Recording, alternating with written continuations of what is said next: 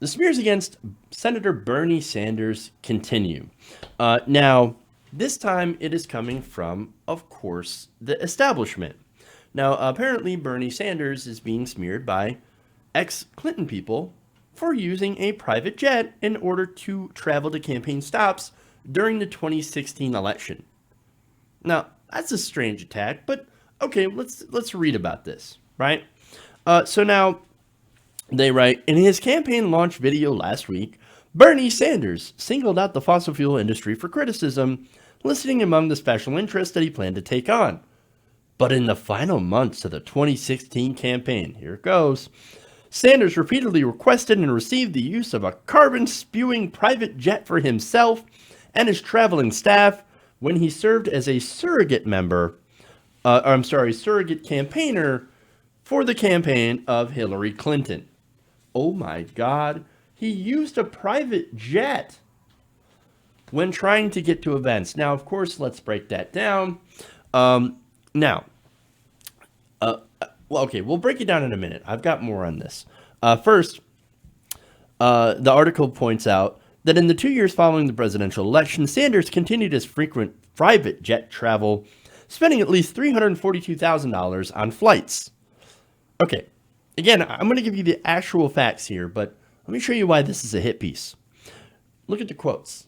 Now, for one, they go to Zach McCannis, right? Now, he was the director of rapid response for the Hillary Clinton campaign. He said, and I love this quote because it's so obviously dripping with just hatred for Bernie Sanders. He said, I'm not shocked that while thousands of volunteers braved the heat and cold to knock on doors until their fingers bled in his desperate attempt to stop Donald Trump, His Royal Majesty King Bernie Sanders would only deign to leave his plush DC office or his brand new second home in the lake if he was flown around on a cushy private jet like a billionaire master of the universe. Wow.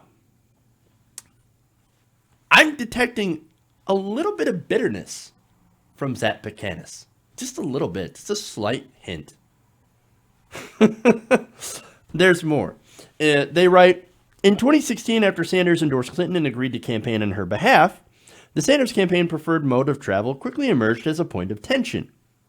Tension to who? Apparently 6 former Clinton campaign staffers and another source familiar with the travel. Now, did they talk to Bernie Sanders people? Well, there is one quoted in the article. I will read that. But mainly it was mostly ex-Clinton people who are still really, really angry at Bernie Sanders. Shocker, right? But they continue. Those who had worked in his primary campaign made it known that the only logistical way Sanders could adhere to the event schedules requested by the Clinton campaign was by applying private. So this is where facts come in. And it's just to compare and contrast it to Mr. McCannis, right? Sanders spokesperson Ariana Jones said it was, quote, physically impossible to get all the event locations in a short period of time without chartered flights, especially since the senator was traveling to many smaller markets with limited commercial air options available. She said, quote, that's why chartered flights were used, to make sure Senator Sanders could get to as many locations as quickly as possible, in an effort to help the Democratic ticket defeat Donald Trump. Senator Sanders campaigned so aggressively for Secretary Clinton at such a grueling pace, it became a story unto itself, setting the model for how a former opponent can support a nominee in a general election. Interesting. Now, who do I believe? I believe that well-reasoned statement. Yes, he did campaign for Hillary Clinton, and he did campaign really hard. But of course, the Democratic establishment says, oh, no, he didn't campaign hard enough. Well, let me show you how grueling his schedule was. The senator ended up flying private on 3 separate multi-day trips in the last 2 months of the campaign. That's how much he used private flights. Now we'll look to commercial flights. That is in addition to the 39 rallies in 13 states on behalf of Clinton's campaign, where there was 17 events in the final week. 17 events. There was absolutely no way he could get to those on time using strictly commercial flights. Not only that, but this also explains what he did after the election. During the 2017 DNC Unity Tour, he had to take some private flights to several states. So, and that's because the Unity Tour, if you guys remember that, was going on and it had quite a grueling schedule. Now, in 2018, by the way, he also had a 9-day, 9-state tour for candidates. So in some of these, he ended up having to take private flights because it was literally impossible for him to take commercial flights. Where's the story exactly here? Well, we know where the story is. The story is Bernie Sanders. He's such a hypocrite because he took a private flight. Why am I doing the Trump voice? I don't know. But again, he campaigned not only with for Hillary Clinton, but he also helped to elect Democrats. And not only that, but he did pay some of that money back. The Sanders camp had given the DNC $100,000 to defray his participation in their Unity Tour and spent $342,000 on a 9-day tour helping the 2018 Democratic candidates. And from the piece itself, quote, his Senate campaign committee spent $342,000 on Apollo jets, primarily to pay for that 9-day, 9-state tour to support those Democratic candidates. The entire rest of those 2 years, there were no chartered flights. The rest of them were commercial. The majority of times he flew happened to be commercial. The only times he flew private was when he was unable to get to that place where he needed to go to campaign on behalf of both Democrats and Hillary Clinton in time, or else he wouldn't make it on time. Look, here's what's going on here. Clinton staffers are mad because what? Bernie Sanders, campaigned so aggressively for Hillary Clinton that in several circumstances he chartered private flights. Wow. What's the story here? Where's the anger? Where's it coming? It's coming from Bernie Sanders being Bernie Sanders. The Clinton, by the way, the Clinton campaign, they saw that schedule. They drafted that schedule. And when Sanders said, look, we can't do this without taking private flights, they said, okay, yeah, sure. They agreed. They approved those flights so he could do that.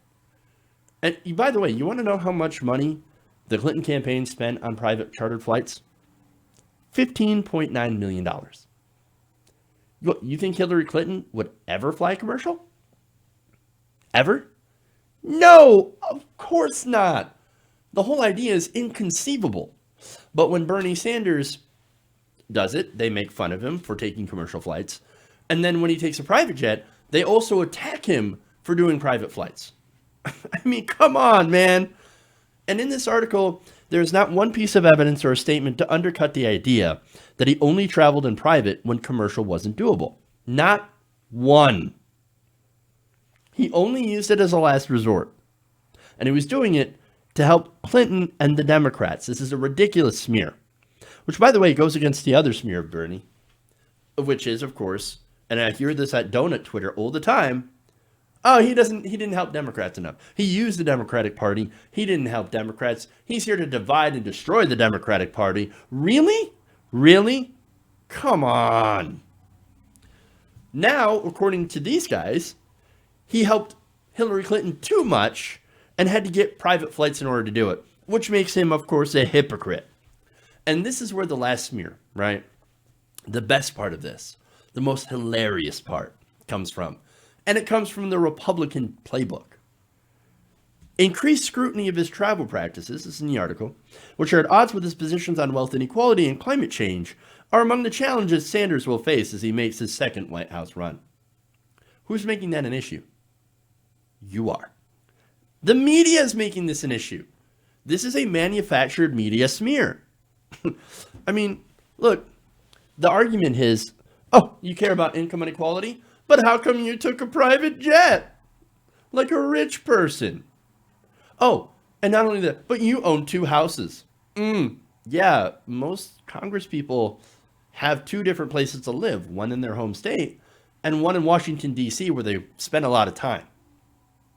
Oh, I know. That's horrible, right? No, that's pretty standard practice. Not only that, the jet thing, right? The jet thing is crazy because, look, again, their argument is you used a private jet, but you're against climate change. Maybe you're a little bit of an environmental hypocrite. Well, then what does that make Hillary Clinton? Just saying. And look, again, that's the same smear that they used against Al Gore. I mean, they said, oh, Al Gore cares so much about climate change, but he takes private jets everywhere. Literally, Republican smear 101. And the Democrats are using it against Bernie Sanders. Come on. That tells you something.